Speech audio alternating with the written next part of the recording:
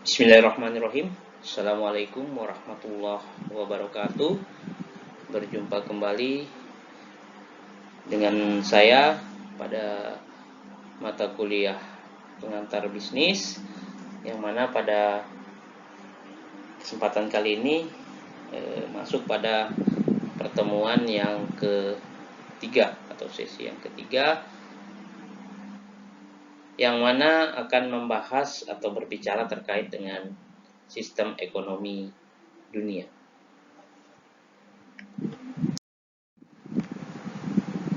Ada beberapa poin atau indikator terkait dengan capaian pembelajaran atau bahasan pembelajaran yang akan kita pelajari pada kesempatan pertemuan kali ini. Di antaranya adalah yang pertama adalah terkait dengan pengertian sistem ekonomi. Kemudian yang kedua adalah sistem ekonomi menurut para ahli. Kemudian yang ketiga itu adalah sistem ekonomi dunia. Ada beberapa poin di sini di dalam sistem ekonomi dunia yang akan kita bahas. Di antaranya adalah sistem ekonomi pasar, sistem ekonomi sosialis atau sistem ekonomi komando, sistem ekonomi tradisional, dan sistem ekonomi campuran. Kemudian nanti juga akan dibahas terkait dengan ciri-ciri dan plus minus dari sistem ekonomi dunia yang berkaitan dengan 4 sistem ini gitu ya, yaitu sistem ekonomi pasar, sistem ekonomi komando, sistem ekonomi tradisional, dan sistem ekonomi campuran.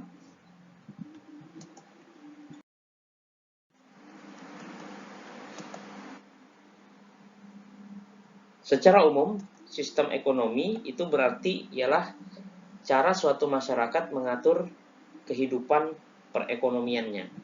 Nah, bagaimana suatu masyarakat itu mengatur kehidupan perekonomiannya sehingga dapat berjalan.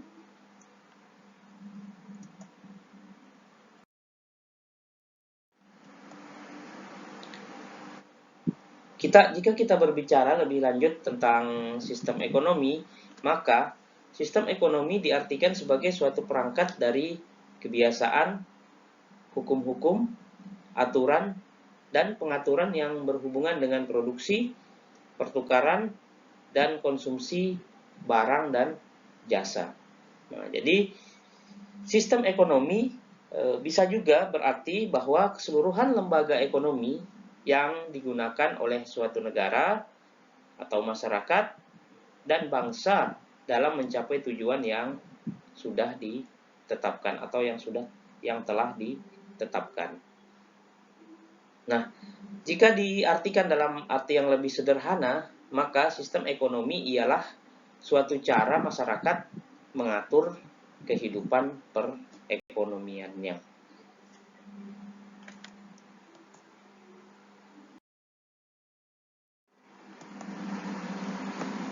Berikut adalah sistem ekonomi oleh beberapa ahli. Nah, yang pertama adalah menurut Dumairi bahwa sistem ekonomi ialah suatu sistem yang mengatur dan menjalin hubungan ekonomi antar manusia dengan seperangkat kelembagaan dalam suatu tatanan kehidupan dan suatu sistem ekonomi.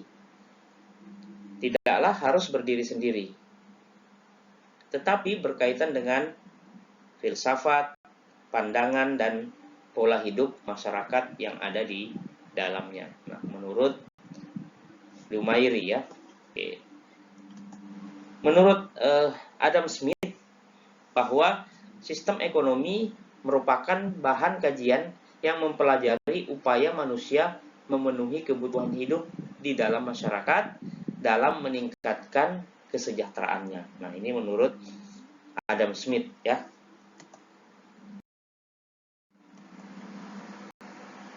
Jika kita berbicara terkait dengan sistem ekonomi dunia, maka akan dibagi menjadi 4 poin ya.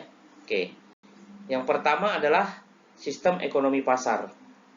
Yang kedua adalah sistem ekonomi sosialis atau sistem ekonomi komando. Yang ketiga itu adalah sistem ekonomi tradisional. Dan yang keempat adalah sistem ekonomi campuran. Selain keempat sistem ekonomi dunia di atas, sebenarnya masih ada lagi sistem ekonomi lainnya. Misalnya seperti sistem ekonomi Pancasila dan sistem ekonomi Islam. Nah, untuk sistem ekonomi Pancasila dan sistem ekonomi Islam, ini nanti akan coba kita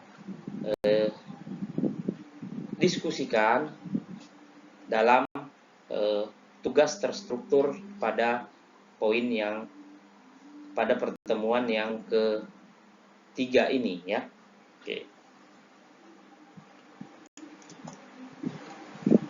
Jadi, sistem ekonomi diartikan sebagai suatu perangkat dari kebiasaan, hukum-hukum, aturan-aturan, dan pengaturan yang berhubungan dengan produksi, pertukaran, dan konsumsi, baik itu berupa barang maupun jasa. Nah, sistem ekonomi bisa juga berarti keseluruhan lembaga ekonomi yang digunakan oleh suatu masyarakat, suatu negara, atau suatu bangsa dalam mencapai tujuan yang telah ditetapkan. Ini tadi sama dengan pengertian sebelumnya ya. Nah, jadi yang ingin saya sampaikan di sini bahwa ada 4 sistem ekonomi dunia yang akan coba kita untuk pelajari, ditambah dengan yang ada di Indonesia, yang umum yang ada di Indonesia itu adalah sistem ekonomi Pancasila dan juga sistem ekonomi Islam ya.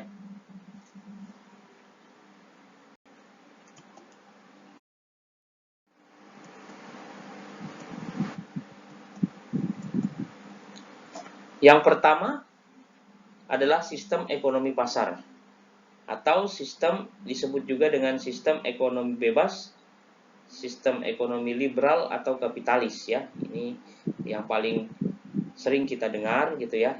Nah, sistem ekonomi pasar itu adalah suatu sistem ekonomi di mana seluruh kegiatan ekonomi mulai dari produksi, distribusi, dan konsumsi diserahkan sepenuhnya kepada mekanisme pasar. Nah, sistem ini sesuai dengan apa yang disampaikan oleh Adam Smith dalam bukunya An Inquiry into the Nature and Cause of the Wealth of a Nation. Nah, ini sistem ekonomi pasar ya. Nah, adapun ini merupakan ciri-cirinya ya. Oke. Jadi ciri-ciri dari sistem ekonomi pasar itu yang pertama adalah bahwa setiap orang bebas memiliki barang, termasuk barang modal. Kemudian setiap orang bebas menggunakan barang dan jasa yang dimilikinya.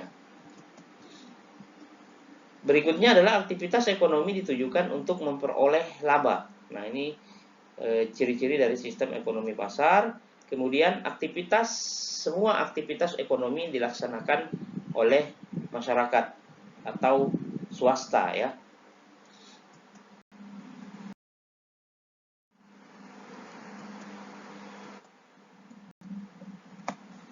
Berikutnya masih dalam ciri-ciri sistem ekonomi pasar, pemerintah tidak melakukan intervensi di dalam pasar.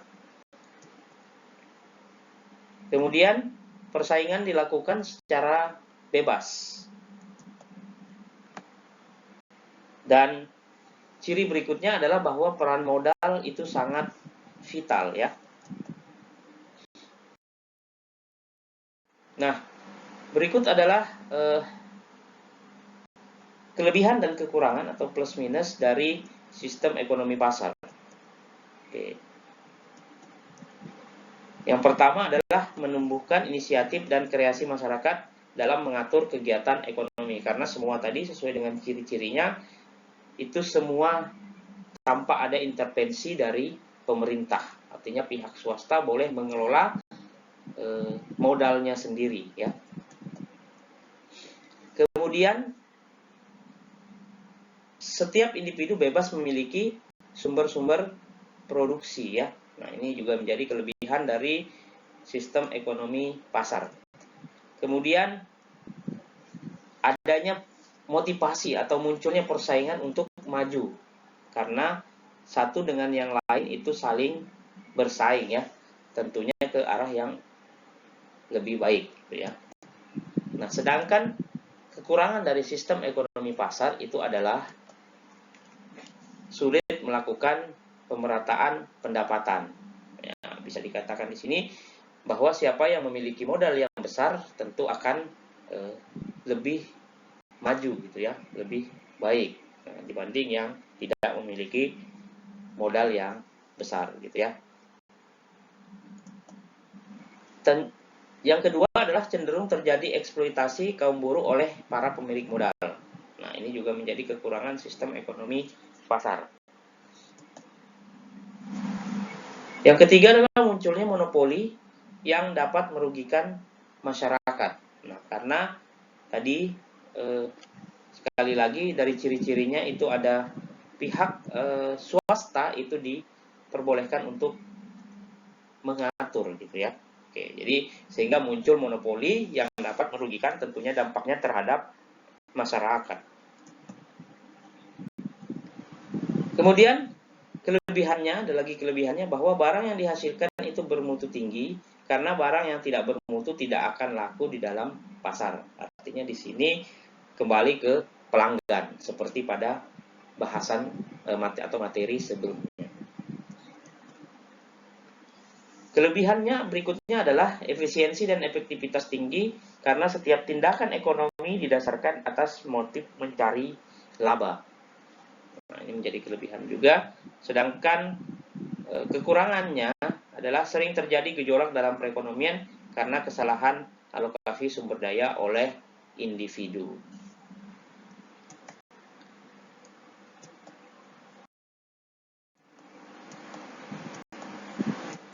Yang kedua adalah sistem ekonomi komando ya. Oke.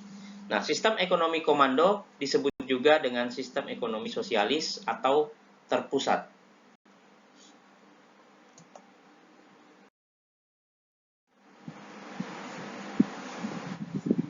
Sistem ekonomi komando itu adalah sistem ekonomi di mana peran pemerintah sangat dominan dan berpengaruh dalam mengendalikan perekonomian. Nah, pada sistem ini, pemerintah menentukan barang dan jasa apa yang akan diproduksi, dengan cara atau metode bagaimana barang tersebut diproduksi, serta untuk siapa barang tersebut diproduksi. Nah, ini jika dilihat, ini merupakan kebalikan dari sistem ekonomi pasar ya. Nah, bagaimana dengan ciri-cirinya? Baik, mari kita lihat apa saja yang menjadi ciri-ciri sistem ekonomi komando.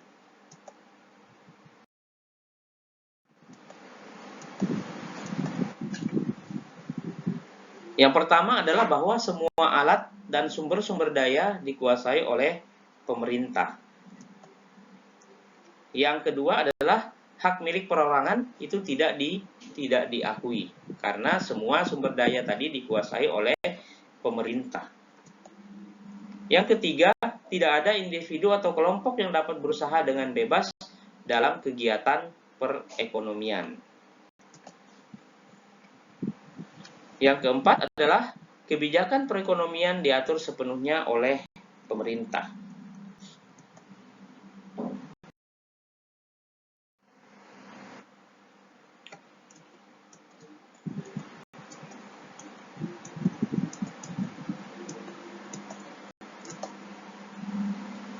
Yang pertama adalah kelebihan yang pertama adalah pemerintah lebih mudah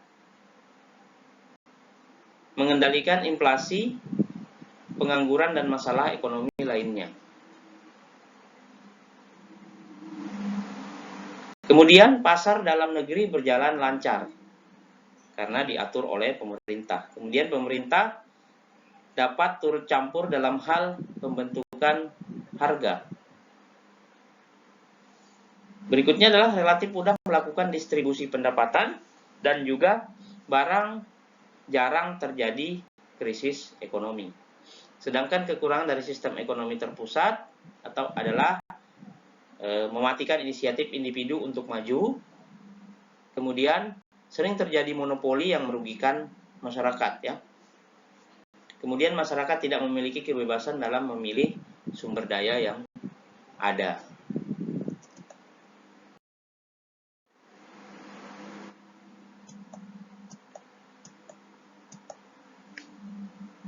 Yang ketiga adalah sistem ekonomi tradisional. Nah, di mana sistem ekonomi tradisional merupakan sistem ekonomi yang diterapkan oleh masyarakat tradisional secara turun-temurun dengan hanya mengandalkan alam dan juga tenaga kerja.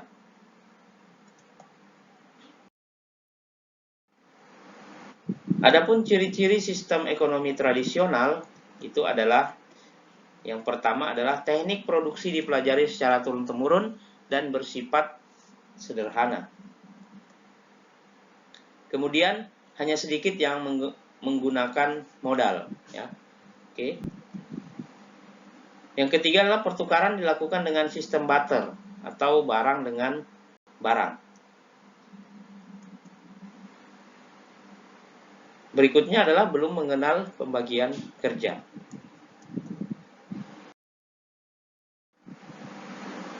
Masih terkait dengan ciri-ciri sistem ekonomi tradisional, itu masih terikat tradisi. Jadi masih ada tradisi karena tadi sistemnya secara turun-temurun, ya. Oke. Kemudian tanah sebagai tumpuan kegiatan produksi dan sumber kemakmuran.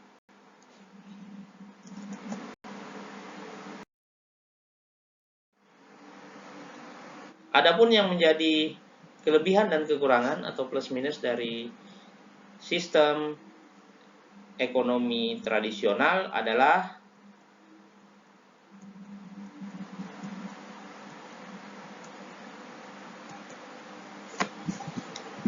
yang pertama, kelebihannya adalah tidak terdapat persaingan yang tidak sehat atau hubungan antar individu itu sangat erat karena dilandasi dengan sistem yang menggunakan turun-temurun, ya. Kemudian masyarakat merasa sangat aman karena tidak ada beban berat yang harus dipikul.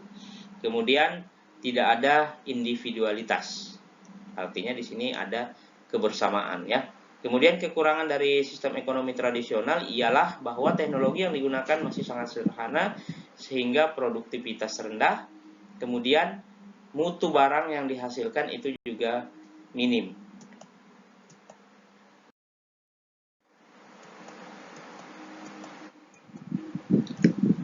Dan yang keempat adalah sistem ekonomi campuran. Nah, sistem ekonomi campuran merupakan campuran sistem ekonomi pasar dan terpusat, di mana pemerintah dan swasta saling berinteraksi dalam memecahkan masalah ekonomi.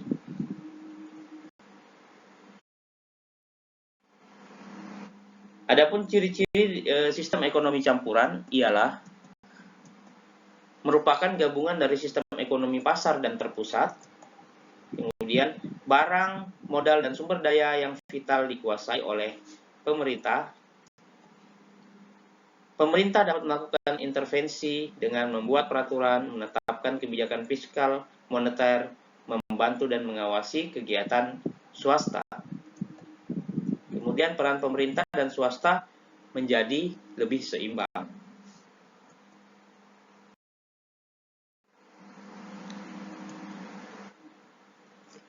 Baik, mungkin itulah beberapa materi terkait dengan sistem ekonomi di dunia pada pertemuan kita kali ini.